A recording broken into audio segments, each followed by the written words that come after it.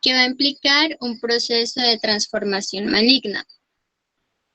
Y este básicamente consiste en que para que un tumor sea cáncer, este debe crecer de forma descontrolada y tener la capacidad de invadir tejidos adyacentes e incluso de diseminarse por zonas más alejadas. En cuanto a la epidemiología, el cáncer es una de las primeras causas de muerte en el mundo y en el 2015 se registraron 8,8 millones de defunciones. Y aproximadamente un 30% de las muertes por cáncer se deben a la exposición a 5 factores de riesgo comportamentales alimentarios, como lo son la obesidad, el consumo de tabaco, el consumo de alcohol, la baja actividad física y el bajo consumo de verduras y de frutas. En Colombia, el cáncer tiene una incidencia estimada de 182 por cada 100.000 habitantes y una mortalidad cercana de 84 por cada 100.000 habitantes. Y el mayor número de casos de personas diagnosticadas con cáncer se concentra en la zona central del país, que corresponde a Valle de Cauca, Antioquia, el eje cafetero, en Bogotá, y entre otras regiones. Durante el 2018 se presentaron en el país 100.893 casos de cáncer y el tipo más diagnosticado fue el cáncer de seno con un 13,1%. El segundo lugar lo ocupó el cáncer de próstata con un 12,5%. Y el tercer tipo más presentado fue el cáncer colorectal en hombres con un 9,2% y en mujeres con un 8,8%. Investigaciones han indicado que la exposición a ciertos factores puede aumentar la posibilidad de que una persona padezca cáncer. Entre estos está el consumo de alcohol, la dieta, la edad, en la cual se ha indicado que la mayoría de los cánceres van a ocurrir en personas mayores de los 65 años, aunque esto puede variar porque sabemos que el cáncer también se puede presentar en niños. Otros factores son los antecedentes familiares, los agentes infecciosos o químicos, las hormonas, por ejemplo, los estrógenos que son usados como terapia durante la menopausia. Estos pueden aumentar el riesgo de padecer cáncer de mama. También está la inmunosupresión, la radiación. Aquí por ejemplo, los rayos ultravioleta. Estos producen envejecimiento prematuro de la piel, entonces esto puede aumentar el riesgo de padecer cáncer de piel. Y el tabaco, el consumo de tabaco, que es tal vez la causa de enfermedad que más se puede prevenir, y tanto el consumo como el simple hecho de estar expuesto de manera regular al humo puede aumentar el riesgo de padecer cáncer de pulmón. El desarrollo del cáncer, o también llamado congénesis, este se va a deber a mutaciones en uno o más genes que regulan el crecimiento celular y la muerte celular programada o apoptosis. El cáncer puede tener un carácter hereditario o también puede tener un carácter esporádico. Cuando el cáncer tiene un carácter hereditario, la mutación inicial que va a dar lugar a la neoplasia, esta se va a heredar a través de la línea de células germinales, mientras que la mayor parte de los cánceres que son de tipo esporádico se va a deber a mutaciones que van a afectar a una única célula somática, que lo que va a hacer es dividirse y va a dar lugar al cáncer propiamente dicho. Es importante saber que independientemente de que el cáncer aparezca esporádicamente o tenga un carácter hereditario, el cáncer siempre se va a considerar como una enfermedad fundamentalmente genética. Y sea cual sea el factor que promueva el desarrollo de este, va a actuar produciendo lesiones que van a atacar el ciclo celular, específicamente los puntos de control de este. Estas lesiones pues, se las va a conocer como lesiones genéticas y se pueden agrupar en 3 tipos. Están las mutaciones, microARN y epigenética. Las mutaciones son cambios en la secuencia que pueden llegar a afectar a cualquier tipo de célula, sea somática o germinativa, y pueden ser grandes o sutiles. Cuando digo esto es que las mutaciones pueden llegar a afectar a unos pocos nucleótidos o pueden llegar a alterar de manera importante la estructura de los cromosomas. Hay una mutación muy importante en el cáncer, que es la mutación driver o conductora, la cual pues va a alterar información genética que le va a conferir a una célula cancerígena una ventaja para crecer y por tanto que se transforme en una célula neoplásica. También tenemos otro tipo de mutaciones, que son las mutaciones pasajeras, que se van produciendo a medida que las células se replican, pero estas no van a generar cáncer. Entre el microARN, este juega un papel muy importante en procesos como la proliferación, la apoptosis y diferenciación. Es por eso que una desregulación o una alteración de estos ARN no codificantes entonces van a permitir el desarrollo del cáncer. En cuanto a la epigenética, estas son alteraciones en las cuales no va a haber modificación del ADN y cambios epigenéticos van a incluir lo que es la alteración de la transcripción del ADN, activación de genes y predisposición a la inestabilidad génica. Como dije anteriormente, las lesiones genéticas van a afectar lo que es el ciclo celular y esos van a tener unos objetivos principales, que son las ciclinas y quinasas dependientes de ciclina, que básicamente van a permitir que el ciclo continúe o se detenga. También están los protoncogenes, que son genes no alterados y que van a codificar a proteínas que se van a encargar de regular el control del avance del ciclo celular. Están los genes supresores de tumores, que van a reducir la probabilidad de que una célula se transforme en una célula cancerígena y básicamente van a inhibir la proliferación excesiva.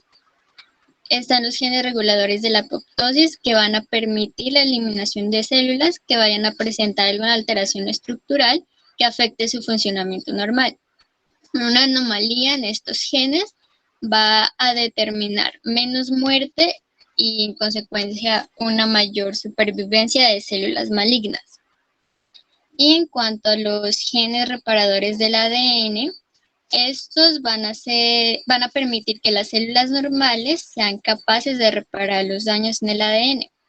Y mutaciones en estos genes que permitan una pérdida de función de estos va a contribuir de manera directa en el desarrollo del cáncer, al alterar la capacidad de la célula para reconocer y reparar el daño genético.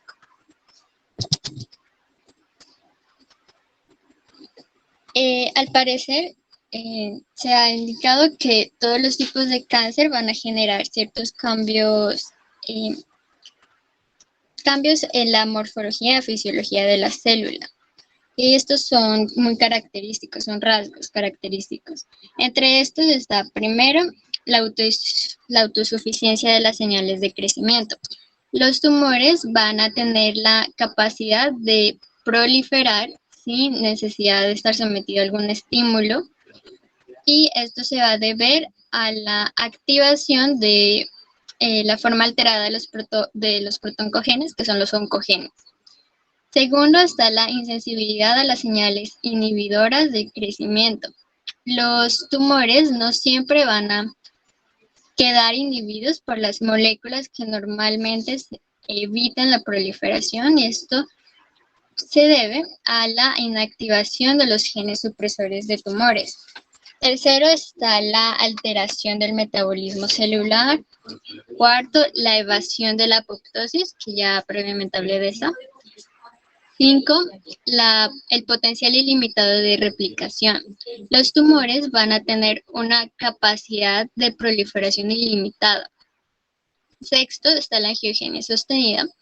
Los tumores, al igual que cualquier célula, van a necesitar nutrientes y oxígeno, por tanto un aporte vascular, entonces por eso inducen la angiogenia.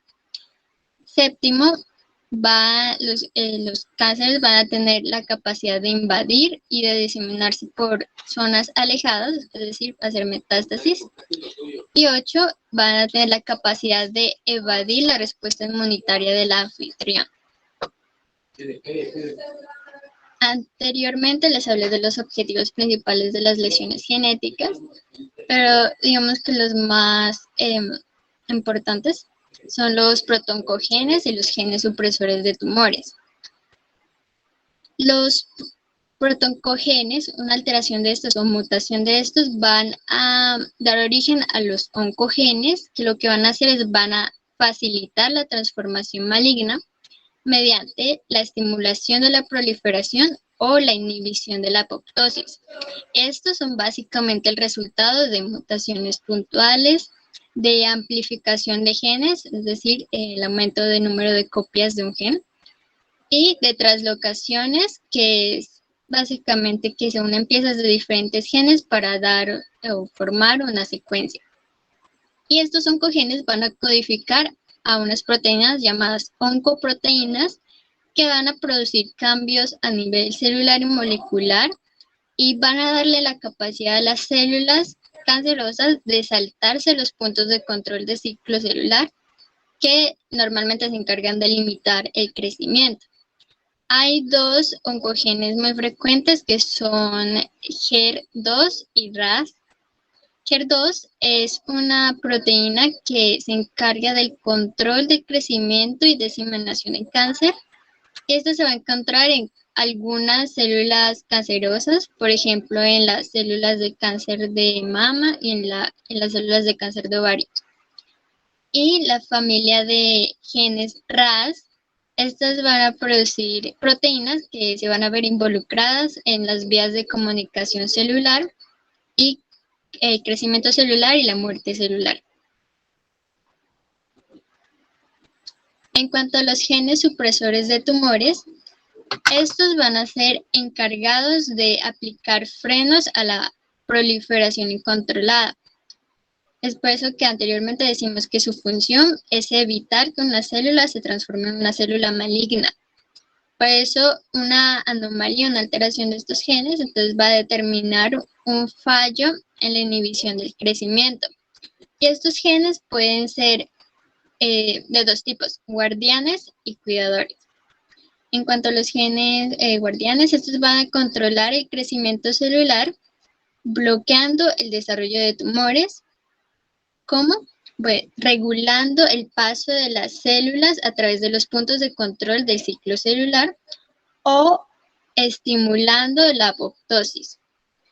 Y una alteración, una mutación en estos genes van a producir una acumulación celular incontrolada.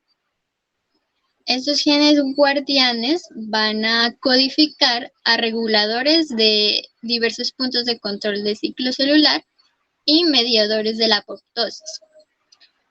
En cuanto a los genes cuidadores, estos van a proteger la integridad del genoma y una mutación en estos genes va a permitir la acumulación de alteraciones o mutaciones que van a dar origen o van a permitir el desarrollo de cáncer. Estos van a codificar proteínas responsables de la detección y reparación de mutaciones y componentes de la apoptosis. Entre algunos ejemplos de los genes supresores de tumores están BRCA1, BRCA2 y P53 o TP53.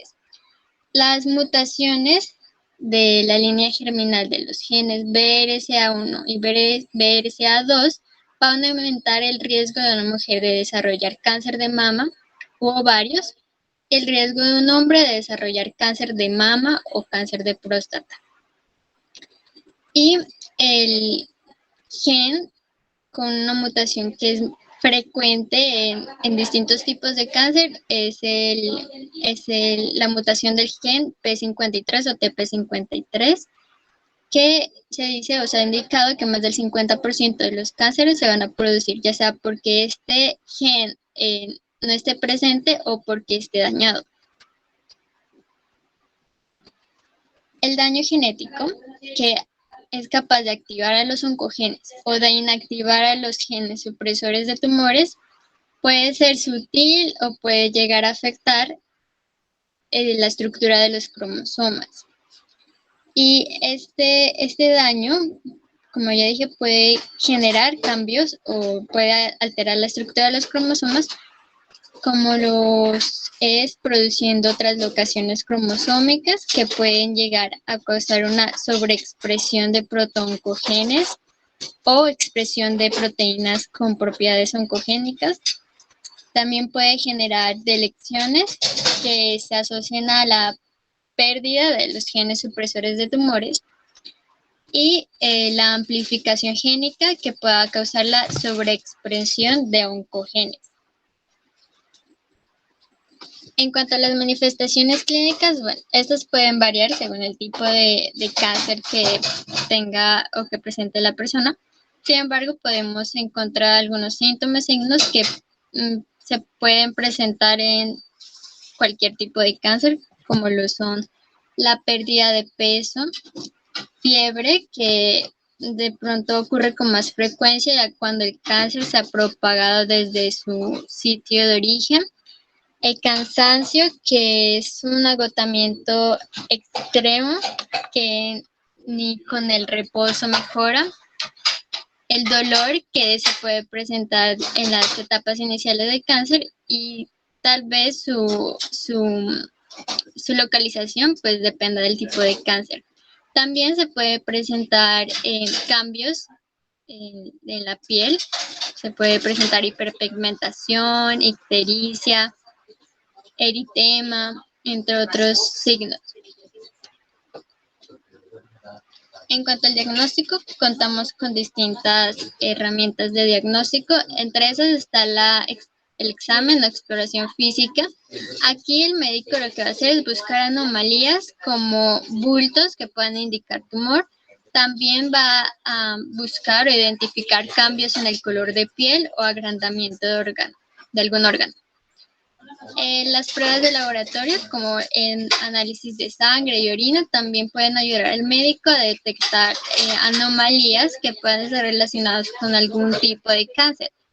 Por ejemplo, las personas con leucemia, el análisis de sangre es muy importante porque eso nos puede revelar una cantidad o tipo inusual de glóbulos blancos. En cuanto a las pruebas de imágenes, bueno, se puede usar lo que son las tomografías computarizadas, resonancia magnética, ecografías y radiografías, entre otras.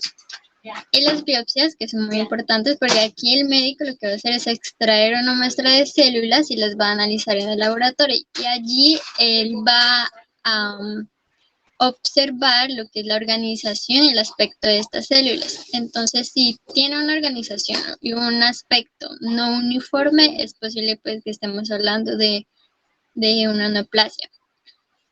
Como adicional están las pruebas genéticas, pero estas sirven para saber qué riesgo tiene la persona de padecer algún tipo de cáncer. Y estas se las puede recomendar cuando una persona tiene antecedentes familiares o cuando una persona ya ha recibido diagnóstico de cáncer, pero quisiera saber si esto fue causado por una mutación heredada. Bueno, el diagnóstico lo que nos va a permitir es saber en qué estadio está el cáncer. Tenemos 4 estadios. El primero es el estadio 0. Aquí el cáncer está en su lugar de origen y no se ha diseminado tejidos adyacentes. En el estadio 1, el cáncer es tan pequeño que aún no ha alcanzado tejidos adyacentes ni tampoco se ha diseminado a los ganglios linfáticos. En el estadio 2 y en el estadio 3, aquí los cánceres, los tumores son más grandes y ya han llegado a los tejidos adyacentes y es muy posible que ya se hayan diseminado por ganglios linfáticos pero no a otras partes del cuerpo. Y en el estadio 4, aquí es el estadio ya de cáncer avanzado metastásico. Y aquí ya el cáncer se ha diseminado ya a zonas más alejadas del cuerpo. En el tratamiento, bueno, también contamos con muchas herramientas de tratamiento. Está la cirugía. Aquí esta va a depender del tipo de cáncer y qué tan avanzado esté. Y se lo usa para extirpar todo el tumor o hacer una reducción de tumor. Se hace una reducción de este cuando las posibilidades de que si se extirpe todo el tumor vaya a generar algún daño en alguna estructura del cuerpo. También la cirugía se lo puede usar para aliviar los síntomas del cáncer. También contamos con la radioterapia, que se lo usa a dosis altas para eliminar a las células cancerosas o hacer lento su crecimiento dañando su ADN. Esta radioterapia no destruye de inmediato estas células, sino que el paciente va a requerir días o semanas de tratamiento para que el ADN esté lo suficiente dañado, de tal manera que produzca la muerte de estas células y lograr reducir o hacer lento el progreso del cáncer. La quimioterapia, esta es capaz de detener o hacer más lento el crecimiento de las células cancerosas y se lo puede usar para encoger tumores que puedan llegar a causar dolor u otros problemas en los pacientes. En cuanto a la inmunoterapia, o también llamada terapia biológica, lo que va a hacer es estimular las defensas del cuerpo, o sea, el sistema inmune, para que sea capaz de combatir el cáncer. Se pueden usar sustancias que son producidas por el cuerpo o que son fabricadas por un laboratorio. Tenemos la terapia hormonal, que se la puede usar para disminuir la probabilidad de que el cáncer regrese o hacer más lento su crecimiento. Y en cuanto al trasplante de células madre, este se lo usa para las personas que debido a las dosis muy elevadas de quimioterapia, de radioterapia, digamos, las células madres en la sangre fueron destruidas. Entonces se usa estos trasplantes pues para restaurar estas células. Y también, por último, tenemos la terapia dirigida o también llamada terapia molecular, que va a actuar dirigiéndose o destruyendo genes, proteínas o tejidos que han sido afectados por las mutaciones y que han permitido el desarrollo del cáncer. Este se lo puede usar en conjunto con otro tipo de tratamientos como es la quimioterapia. Y en cuanto al pronóstico, bueno, el pronóstico lo que nos va a permitir es ver cómo va a progresar el cáncer y cuáles son las posibilidades que tiene el paciente para recuperarse. Este va a depender de distintos factores como lo son el tipo, la ubicación, el estadio, la edad y salud del paciente, los tratamientos disponibles, cómo está funcionando el tratamiento y los resultados de otras personas con el mismo tipo de cáncer. Es por toda la cantidad de factores que es tal vez muy difícil ofrecer un pronóstico. Sin embargo, los médicos ayudan haciendo estadísticas para estimar las tasas de supervivencia. Y estos resultados se van a describir en términos de cuántas personas sobrevivieron después de recibir el diagnóstico y después de haber sido sometidos a algún tipo de tratamiento. Y estas estadísticas lo que nos van a ayudar es a predecir cómo responde el cáncer a ciertos tipos de tratamientos y también nos puede ayudar a determinar cuáles son los tipos de cánceres más difíciles de controlar. Aquí está la bibliografía de la cual me basé para la exposición. Gracias. Bueno, muy bien. Entonces, fíjense, Todos los cánceres son producidos por un problema genético.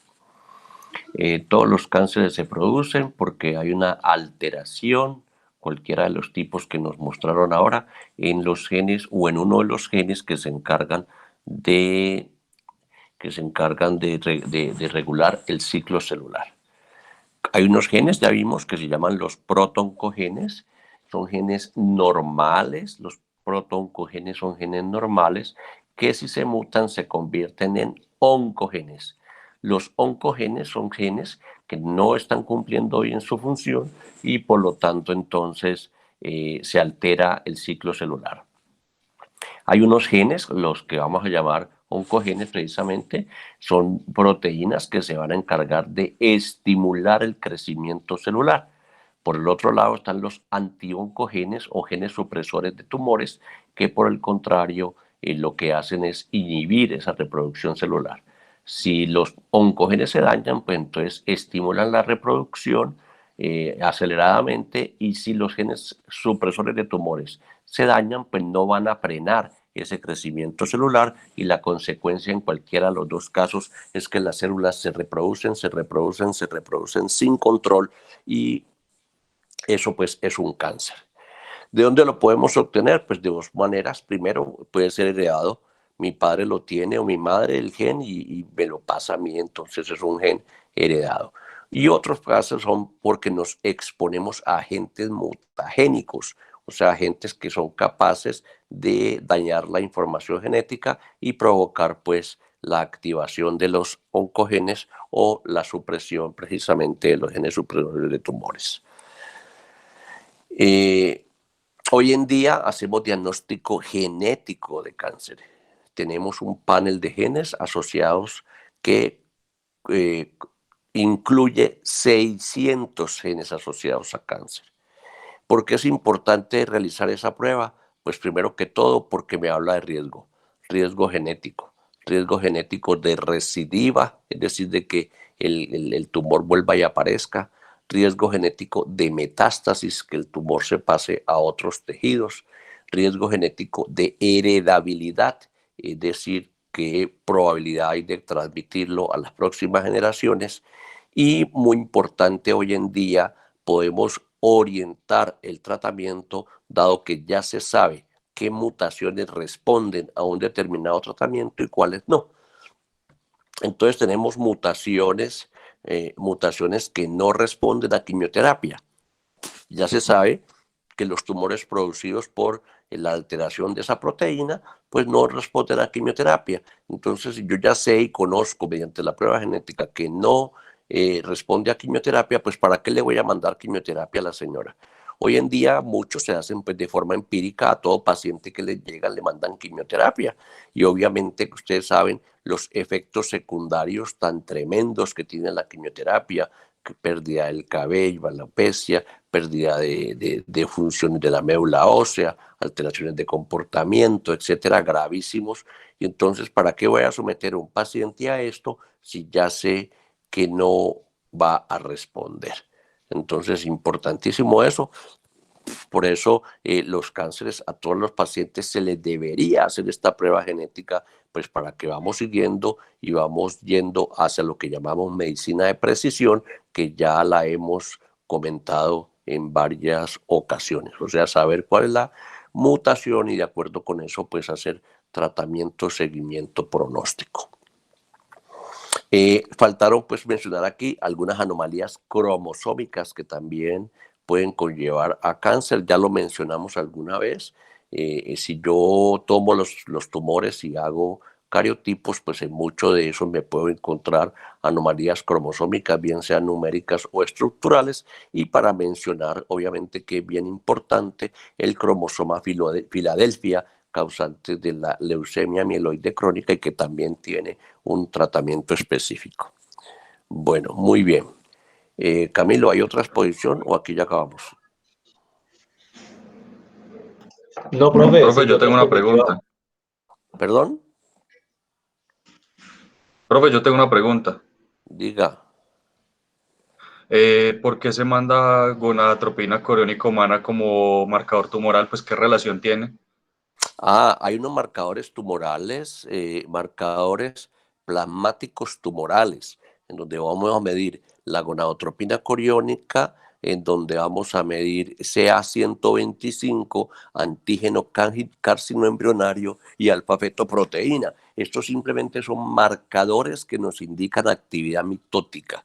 O sea, si hay actividad mitótica en uno de los tejidos, pues obviamente se va a ver entonces aumentada esa cantidad en sangre. Entonces el CA125 específico precisamente para cáncer de ovario y el beta-HCG para cáncer de útero. Entonces y también tenemos el antígeno prostático específico, PSA, que es un marcador de cáncer de próstata.